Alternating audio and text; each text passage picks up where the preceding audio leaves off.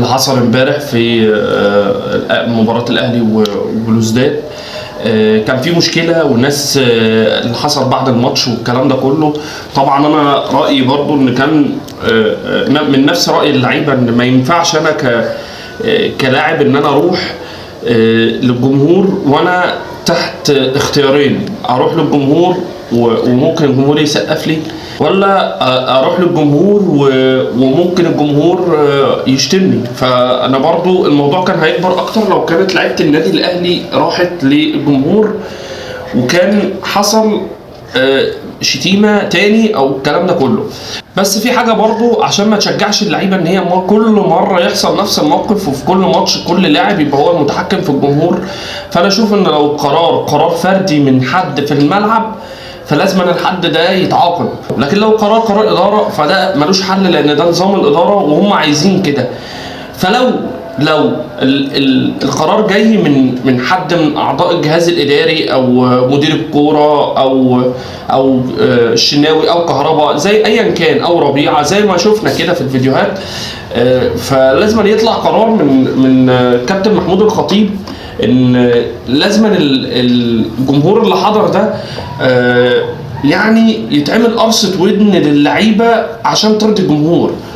قرصة ودن تقول ايه؟ تقول ان انا كنادي اهلي السنه اللي فاتت حصل مشكله في موضوع سعر التذاكر والنادي الاهلي قرر ان هو يبعت فلوس لشركه تذكرتي. انا شايف ان يتم تحميل اللعيبه لحد اخر الموسم تكاليف حضور العدد المسموح به من حضور جماهيري في كل الماتشات افريقيه او محليه، يتم تحميلها وخصمها من عقود اللعيبه، مش عشان اللعيبه غلطانه، لا عشان خاطر انا اشوف ان لو انت ما عملتش كده فانت هتحمل الجمهور هيبقى شايف ان الاداره مش معاه وهيبقى في عزله اكتر من الجماهير. الحاجه الثانيه هتخلي كل لاعب عايز يشوف نفسه على الجمهور يقدر يعملها. ليه؟ لان انت ما عاقبتش. فهو الحل الانسب ان اداره النادي الاهلي تخصم، تشوف الاهلي عنده 50 ماتش طول الموسم، 50 لو انا عندي 30,000 بيحضروا كل مباراه، فال 30,000 دول مثلا عاملين 70-80 مليون جنيه فيتخصموا من عقود اللعيبه. هو ده الحل، يتخصموا من عقود اللعيبه. ليه؟ عشان اللاعب يعرف ان الجمهور ده هو اللي بيدفع وما بياخدش. انما انت لو لعبت حلو ولعبت وحش فانت بتاخد مرتب، بتاخد مكافآت، بتاخد اعلانات، بتاخد شهره. فلازم تبقى فاهم ان الجمهور ما يستاهلش منك كده.